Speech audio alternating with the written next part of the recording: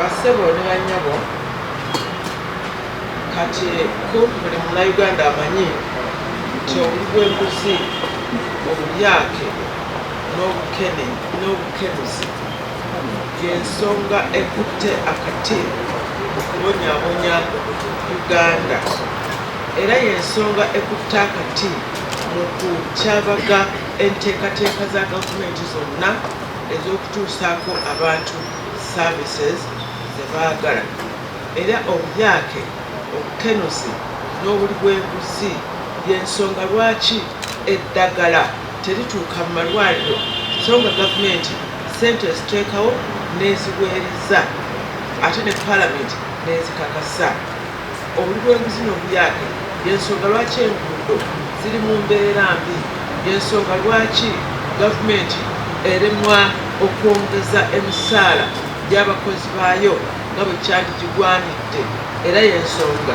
lwaki abantu abatasaanidde kubeera mu mirimu abatagisobola ate be bagirimu era y'ensonga ennene ereese obubenje namunzisa mu makubo ga Uganda era y'ensonga ewoomya omutwe mu kibbattaka era ne mu baana abagenda ebweru okukola emirimu balyoke babonyaabonyezebweru nnyo y'ensonga ereese ebizibu ebifaanana bwe bityo amaka okutabanguka n'empisa z'ensi okumuunika kumpi buli kimu kaakati ekiri mu Uganda osobola okukirondoola bw'okirondoola kikutuusa ku buli bwanguzi nga buli bwanguzi bulina omukono munene nnyo ku bulumi bwonna n'okubonaabona kaakati okuli mu Uganda egamba obuli bw'enguzi n'obukenezi afuukidde ddala kookolo omukambwe aliridde ddala Uganda gavumenti ebitongole byayo byonna bikola kye bisobola gavumenti etwala amateeka mu palamenti nekakasi nekola amateeka abalamuzi ne balamula emisango naye ensonga egaanye okugwawo kaakati juuzi mu mwezi guno gwa Juni ogwakayita pulezidenti w'eggwanga yayanjulira eggwanga embalirira y'ensimbi n'emirimu egigenda okukolebwa mu mwaka guno okuddako ogw'ebyensimbi era palamenti n'ebiyisa era ne bagamba tugenda kufuna kukozesa obuse ye trillion 48 naye ng'eggwanga obweraliikirivu bwaffe buli nti sente zonna bwe zinaakola emirimu nga bwe gitegekeddwa obweraliikirivu bwaffe buli nti obuli bw'enguzi obukenuzi n'abo ababikolako balindiridde sente zino okuzibba era bo bawulira nga pulezidenti alangiridde netugenda kulanga kukozesa sente bwe ziti n'alangirira emirimu ne sente zigenda okukolebwa emirimu gyonna bo nabo nga bajjayo kalikuleeta nga nabo bakola pulaani zaabwe ez'omwaka kubanga abamanyi nti buli mwaka ku sente gavumenti zenangiriddeko olw'ekifo kyennyina n'obuvunaanyizibwa bwennyina mu nteekateeka eno nange nninako olwo nga nakola puroguramu ze ez'okuzimba amayumba ge ez'okuzimba moolo ze gavumenti ekola puroguramu n'abakozi ba gavumenti abalina obuvunaanyizibwa nga nabo bakola ki bakola puroguramu ku sente ezo zennyini era buli omu okubira ddala okutuuka wansi osanga buli alina obuvunaanyizibwa alina zagenda okukola ki okunokolako abagenda okukola emirimu nguudo byonna osanga buli muntu ate sente zikukola ki ku sente zino obuse 48 naye kwakoze enteekateeka zezaki ez'omwaka wano ekitegeeza nti sente nyingi tezijja kutuuka mu bantu okuggyako nga tulinawo ekikulu ennyo kyetuteeseteese okukirwanyisa ekyo era ffe nga inspectorate of government nga tukolagana na betukanyiza nabo omuli bannabyabufuzi kubanga balina enkizo omuli bakaba baffe ab'eddiini nga bayita mu interreligious council ne bakannama baffe ab'ebyobuwangwa twakkaanyiza okukolera awamu okulwanyisa obukeruzi obuli ku ggwanga lino. Naye nga tuteekateeka enkola eyo tusazeewo ffenna nti tusooke tuggulewo enteekateeka eyo n'okusaba okuggwanga lyonna nga tusabira enteekateeka ya gavumenti ey'omwaka guno nga tusaba Katonda ataase obufu bwaffe obuse bwaffe 48 abakeruzi abali b'enguzi luno bubayite mu ngalo kubanga gavumenti bweteekateeka neyanjuluza yegenda okukola kati abalina obuvunaanyizibwa ku mirimu egyo nga nabo batandika okuteekateeka ezaabwe zebagenda okukola ki okukeruza okukecurako. So ng'eggwanga erikkiriza mu Katonda tulina program ey'amaanyi okulwanirira sente guno omwaka gw'ebyensimbi 2022 okutuusa 2023 obuse 48 gavumenti bwe yalangiridde obugenda okukola emirimu. Ku luno twagala butuuke ku bantu, twagala butuuke ku ground, twagala programu zonna gavumenti zeyalangirira ne palamenti neeyisa twagala ku luno zituuke ku ground, abantu baziwulire, abantu bazirabe, era lwe lutalo lwe tugenda okulwana. Kyetwavudde tuyingiza abantu mu lutalo luno kubanga bagenda okubeera ku ground ng'abalaba ekikolebwa. Bwe kitakolebwa bamanye nti be basalwa, bamanye nti bagenda okubonaabona, benyige mu lutalo naffe nga batubuulira ekigenda ku ground. Enteekateeka y'okulwana olutalo kati tukitaddeku buli financial year tujja kugitunuuliranga nga yo nga tuwunyiriza emikolo gyonna gya gavumenti yeteesobola okukola nga tukola programs ez'okutaasa sente ezo.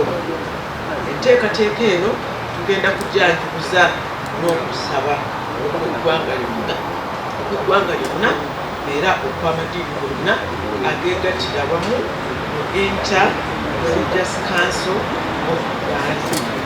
Okusaba kw'eggwanga luno kujja kubeerawo Lwokutaano okwosenkya ennaku z'omwezi 29 Julayi guno omwaka ogw'ebyokulwannyisa era kugenda kubeera ku Kololo kisaawe nga tutandika n'essaawa 7 era tusaba abantu bonna twegatteko okusaba kuno. Twagala okwaniriza Musenyori Kasibante atuuse kati sebo tukwaniriza nnyo entebe ye eri wano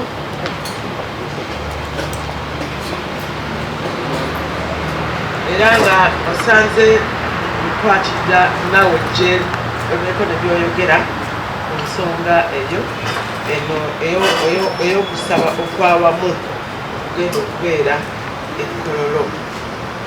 Na First Lady era nga minisita w'ebyenjigiriza n'ebyemizannyo ate ng'alina n'ekitiibwa oba obuvunaanyizibwa obwa National Champion for Ambassadors of Integrity Mukyala Janet Museveni yagenda okubeera omugenyi omukulu.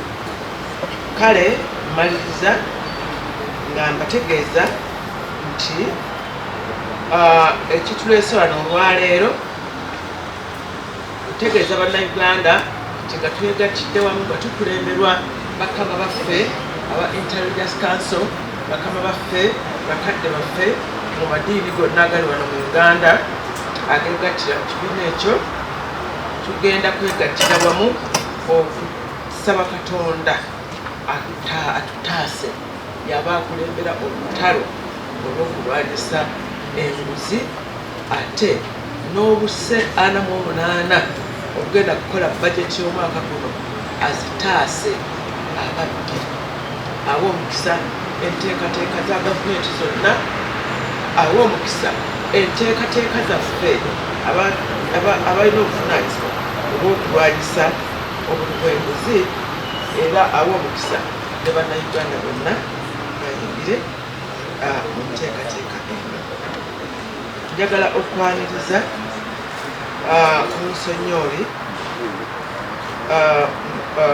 Monsignori Charles Kasibante ssebo tukwaniriza nnyo nga ye chairperson wa Interreligious Council of Uganda Board era nga bwe tuteeseteese okusaba kubo era ssebo badde nkusaba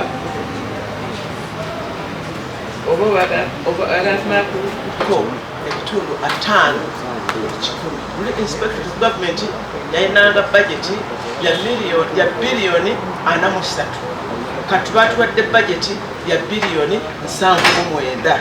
Ekitegeeza nti kati tusobola okukola ki okukola naye kyabagamba tewali political will. Simanyi kyebategeeza nze political will kitegeeza kulonda inspector general of government nakumuwa bikola bw'aba takoze ate kati awotayinzaga nti tewali political will kubanga etteeka erifuga inspector of government ng'ate president yalikola n'alitwala mu parliament liwa inspector general of government obuyinza obungi ennyo okutuuka mu buli kanyomero k'emirimu gy'eggwanga okukeberayo. Kati political will esingakaawo gy'oyagala nze singa ndala gye nsaba sente zikola, nsaba abakozi be tukola nabo, nsaba tteeka era nsaba nakunkakasa kundayo. Nze ku lwange nina political will ekola ki emala okukola sinafuna buzibu na political will. Sebo Monsignori lyake ne obuli bw'enguzi kigambo kikulu nnyo mu nsi yaffe kubanga kikwata ku bulamu bwaffe ffenna mu Uganda. Twagala okwegatta awamu ne ofiisi ya kalisoliso wa gavumenti okulwanyisa omuze guno naddala nga tutunuulidde bajeti yaffe ey'omwaka guno erimu obuse 48 obulamba. Obuli bw'enguzi muze ogulina okulwanyisibwa era obwetaaga okukwatibwako. Kino kiyingirira ebitundu byonna ebya nsi yaffe ebikwata ku bulamu bwaffe ffenna ng'abantu ba Uganda.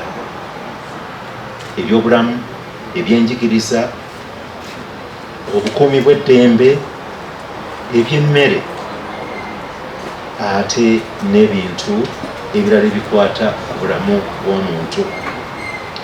Tulowooza nti okulwanyisa obuli bw'enguzi buno tebwetaagiddwa kutunuulira ng'obutunuulira wala, ne bwetaagiddwa okusembezebwa buli muntu akitunuulire nga alina okulwanyisa omuze guno. Ebyonoona omuntu biva mu nda ye ne bimwonoona. Mukama waffe Yesu Kristo bw'atyo bw'atugamba ate nga ddala kituufu. Ekitakuliimu ky'otamatidde tekisobola kufuga bulamu bwo. Ekyo ekikulimu ate ddala kye kikwonoona.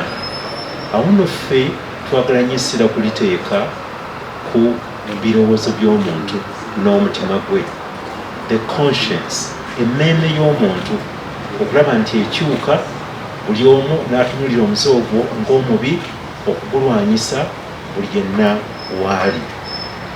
Awo nno twagala okwegatta ku kitegekeddwa ku Lwokutaano okusabira eggwanga lyaffe okulwanyisa omuze guno n'okulaba nti buli omu atuuliranga ensonga enkulu okubeera ddala waggulu okubeera ddala ku muntu owa wansi. Tugulwanyise tulabe nti eggwanga lyaffe lidde engulu lisobole okuweereza buli munnayuganda nga bw'ateekeddwa ate n'okulaba nti likulaakulana mu ngeri ennungi entuufu. Twebaza nnyo ofiisi ya kalisitoliso wa gavumenti mu ntegeka eno, naffe tuli wamu naye okulaba nti obuli bw'enguzi obulyake bulwanyisibwa busimbulwe mu nsi yaffe busobole okutambula ng'abantu abategeera, abategeerekeka ate abeetegese okukulaakulanya ensi yaffe okugera ennuŋŋamu eneesimbu era entuufu. Mwebale nnyo, mwebalire ddala. Tugenda kukolimira ggwanga nedda. Twagala abantu bamanye nti bwe tukwata ekkubo ebbi, ekkubo ery'obulyake, ery'obuli bw'enguzi, ffe ffennyini ffe tuba twekomerera ne twekolimira, kubanga ekkubo litukutte si lya Katonda era talyagala. Awo nno okulaba nti tweddamu buli omu mu bulamu bwe n'amanya ekituufu eky'okukola era n'akinywererako. Kyojje ku banno kyonyaze ku balala, bwe n'olowooza nti oli bulungi tekijja kukuwa ddembe na ssanyu. Mu nkomero ya byonna, wano mu lulimi Oluganda tugamba nti ebibbe tebikola ki? Tebyala. Oyinza okubifuna olowooza nti olina ssente nnyingi, naye kozi nedda, bijja ebbanga lijja kutuuka naawe bikuyite mu ngalo, obanga gwe wennyini eyeekolimira. Naye okumanya ekibi kyokola, oba awo weekuba mutima neweddamu ate n'okyusa obulamu bwo. Bwe tuba nga tuyigiriza tulangirira ku kigambo kino kya corruption, tutegeeza abantu obubi obukirimu era nakiki ekigenda okutuukirira eggwanga lyaffe singa kigenda mu maaso. Kane obulyake n'obuli bw'enguzi bwavuwaza eggwanga n'olaba nga ligenda lisebengerera, kubanga ebikolebwa tebikolebwa butuufu era tebikolebwa bulungi, ate nga byebyo ebigasa era ebiyamba abantu abasinga obungi. Ekkubo ettuufu ery'amazima erijja okuyamba eggwanga lyaffe okukulaakulana mu ngeri ennungi ate mu kkubo ettuufu. Ffe okukolagana ne IGG office ng'abakulembeze b'eddiini wetuli obudde bwonna okukolagana ne gavumenti okulaba nti gavumenti byeteeka mu nkola ebyokuyamba abantu bigenda mu maaso ate bibatuukako bulungi. Abakulembeze b'eddiini tebawakanya bya gavumenti, naye tuliwo okukolagana nabyo kubanga biyamba bantu ate bitereeze obulamu bwabwe. Mu kwegayirira, mu kusaba, tetuliiwo kukuba mulanga bwokka nga tetulina kye tukola, nedda. Abantu agala bamanye, bangi bakola ebintu ebibi olw'okuba tebamanyi, naye mu kumanya oli omuntu yeddamu mutima ate n'atereeza obulamu bwe okusingako. Awo nno ekinaakolebwa ku Lwokutaano ntandikwa gye tuyita abantu ba Katonda bonna twegatte wamu mu kwegayirira, mu kusaba okwo Katonda atuyambe ensi yaffe eddemu omutima etereere, integrity ebeere wonna mu nsi, mu bakulembeze, mu bantu bonna, ate okusobola okutambula obulungi. Omuntu ayinza okwekolimira yekka, olayinza okka nti nze nina ekimmala, naye nga kkubo lyakifunyeemu kubo bbi, kubo limutwala wala mu nnyanga. Awo nno okutegeera ekyo ndowooza kimuyamba naga nti kakyenfuna kibe kitono naye nga kyenkyange kifunye makuba matuufu era kyekijja okunkolera obulamu obusinga. Mwebale nnyo obumpuliriza.